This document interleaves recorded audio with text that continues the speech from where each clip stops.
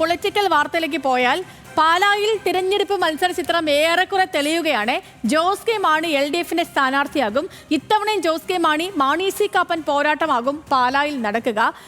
NDA സ്ഥാനാർത്ഥിയായി ഷോൺ ജോർജ് കൂടി മത്സര രംഗത്തേക്ക് എത്തുമ്പോൾ ശക്തമായ പോരാട്ടമാകും ഇത്തവണയും പാലായിൽ നടക്കുക. കോട്ടയത്ത് നിന്ന് അജിത്ത് വിവരങ്ങളുമായിട്ടുണ്ട്. അജിത്തെ, അങ്ങനെയാണെങ്കിൽ തീപാറുന്ന പോരാട്ടമായിരിക്കും പാലായിൽ. കാരണം ഇന്നലെ കൂടി മാണി സി കാപ്പൻ ജോസ് കെ മാണിയെ വെല്ലുവിളിക്കുകയൊക്കെ ചെയ്തല്ലോ.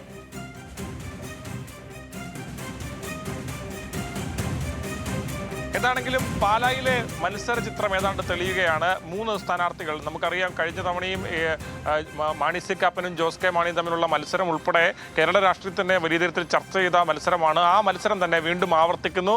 അവിടെ എന്തായിരിക്കും അവിടുത്തെ ചിത്രമെന്ന് കൂടുതൽ വ്യക്തമാവുകയാണ്. ഷോൺ ജോർജ് കൂടി NDA സ്ഥാനാർത്ഥിയാകുമ്പോൾ 3 പേർക്കും മത്സര രംഗത്തേക്ക് ഇറങ്ങുമ്പോൾ കേരള വരുന്ന തെരഞ്ഞെടുപ്പിലെ ഏറ്റവും പ്രധാനപ്പെട്ട മണ്ഡലങ്ങളിലൊന്നായി പാല മാറുമെന്ന കാര്യത്തിൽ സംശയമില്ലാതെ വരികയാണ്. ഇതിൽ ഏറ്റവും എടുത്തു പറയേണ്ടത് ജോസ് കെ മാണി നേരത്തെ സുരക്ഷിത മണ്ഡലം തേടി പോകുമോ എന്ന ചോദ്യങ്ങളടക്കം ഉയർന്നിരുന്നു. ആ ചോദ്യങ്ങളെല്ലാം അപ്രസക്തമായിരിക്കുന്നു.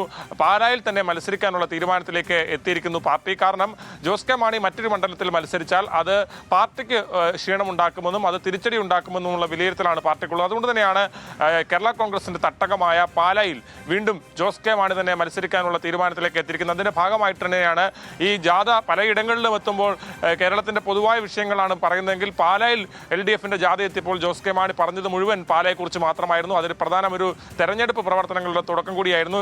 എല്ലാ മുന്നണികൾക്കും ഇത്തരത്തിൽ അവിടെ പ്രവർത്തകരോട് സജ്ജമായിരിക്കാനും പ്രവർത്തനങ്ങൾ ആരംഭിക്കാനുമുള്ള നിർദ്ദേശങ്ങൾ നൽകി കഴിഞ്ഞു. അങ്ങനെ 3 മുന്നണികളും പാലായിൽ ഏറെ നേരം മുമ്പ് തന്നെ പ്രവർത്തനങ്ങൾ ആരംഭിച്ചു. അതുകൊണ്ട് തന്നെ ഇത്തവണ പാലായിലെ ചിത്രം തെളിയുകയാണ്. അതേപോലെ തന്നെ ജോസ് കെ മാണി മത്സരമൊക്കെ ഏറെക്കുറെ എങ്ങനെ ആയിരിക്കും എന്നൊക്കെ കാര്യം നമുക്കറിയാം. കാരണം തീപാറുന്ന പോരാട്ടം പറയും. പക്ഷെ ആ ഒരു ഫ്രെയിമിലേക്ക് ഷോൺ ജോർജ് കൂടി എത്തുമ്പോൾ ആ ഒരു എങ്ങനെയായിരിക്കും പാലായുടെ ഒരു പൊളിറ്റിക്സ് വരിക?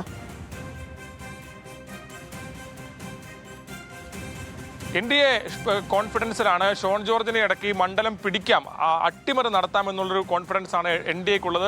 പക്ഷെ നമുക്കറിയാം പ്രായോഗികമായ എത്രത്തോളം പോസിബിൾ ആയിട്ടുള്ള ഒരു കാര്യമാണോ എന്ന ചോദ്യം അവിടെ ഉയരുന്നുണ്ട്.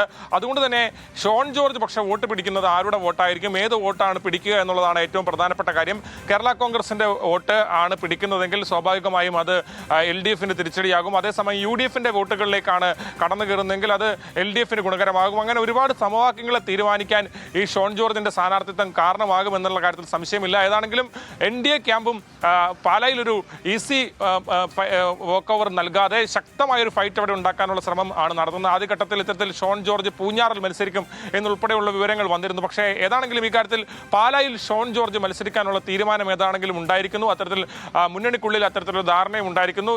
ഷോൺ ജോർജ്, മാണി സി കാപ്പൻ, അതുപോലെ തന്നെ ജോസ് കെ മാണി, ഈ 3 പേരും മത്സരത്തിന് ഇറങ്ങുമ്പോൾ പാലായിൽ തീപാറുന്ന പോരാട്ടമായിരിക്കും ഉണ്ടാകുക.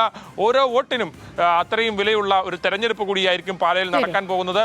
സ്വന്തമായി താൻ ഇവിടെ വികസന പ്രവർത്തനങ്ങൾ കഴിഞ്ഞ് ഈ MLA ആയിരുന്നപ്പോൾ തനിക്ക് നടത്താൻ കഴിഞ്ഞില്ലെന്നും അതിന് കാരണം താൻ ഒരു പ്രതിപക്ഷത്തുള്ള MLA ആയതുകൊണ്ടാണെന്നും 18 മാസം LDFിന്റെ ഭാഗമായി നിന്ന സമയത്ത് താൻ ഇവിടെ വലിയ രീതിയിൽ വികസന പ്രവർത്തനം നടത്തിയെന്ന് ഇന്നലെ മാണി സി കാപ്പൻ പറഞ്ഞിരുന്നു. അതുൾപ്പെടെ LDF പ്രചരണ വിഷയമാക്കുന്നുണ്ട്.